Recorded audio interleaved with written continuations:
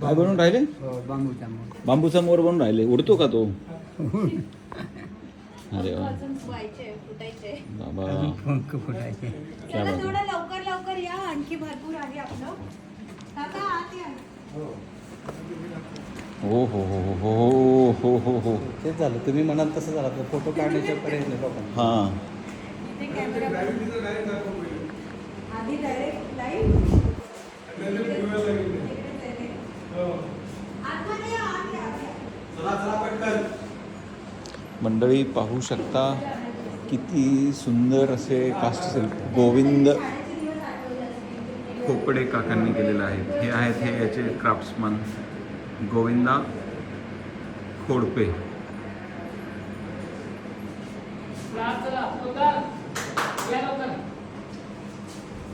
ज्यांना माहिती ऐकायची आहे ते लवकर येणार, ज्यांना नाही ऐकायची आहे ते मागे राहणार.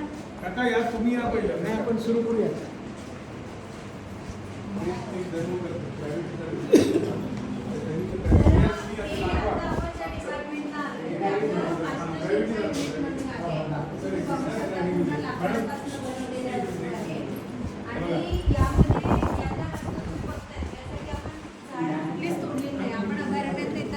झाडं दिसली ते जे टोमरून पडली त्याच्यातनं आपण हे बनवलेले आहे. आता हे बनवलं कोणी ते सांगते. हे गोविंद काका आहे. त्यांनी हे सर्व युनिट बघतात. पण त्यांच्या आधी आपल्याकडे चंद्रमणी राणा म्हणून एक गृहस्थ होते. त्यांना लेप्रोसी होता आणि इकडे येताना एका ॲक्सिडेंटमध्ये त्यांचा एक हात गेला. तुम्ही त्या फोटोत बघू शकता. तर ते त्यांचा एक नॅचरल हात आणि एक आर्टिफिशियल हात. हा जो हात आहे हा आर्टिफिशियल हात ते इथे शोल्डरला लावायचे. इथे जे दिसते तुम्हाला इथे अवजार फसवून ते त्याने काम करायचे. खाली जे तिकडे हंस वगैरे ठेवलेले आहे ते त्यांनी बनवले. आणि वयाच्या 14व्या वर्षी लेप्रोसी झाल्यामुळे गोविंद काका आनंदमध्ये आले.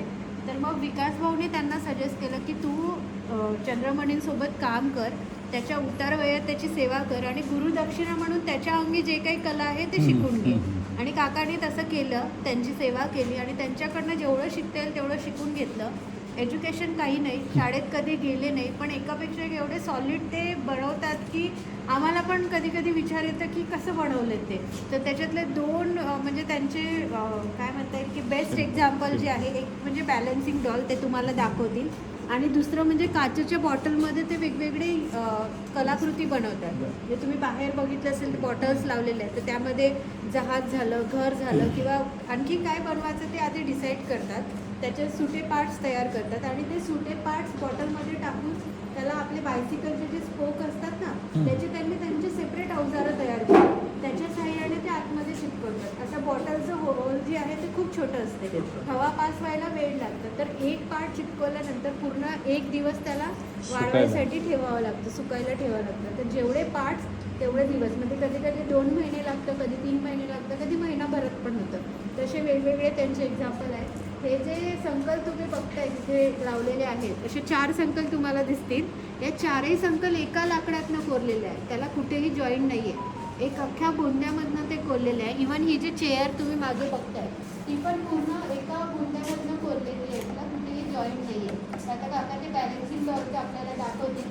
त्यांना व्हिडिओ घ्यायचा आहे, पटकन कॅमेरा ऑन करून ते पूर्णपणे लाकडाचं आहे. खाली फक्त त्यांनी ॲल्युमिनियम पट्टी बॅलन्ससाठी म्हणून वापरलेली आहे.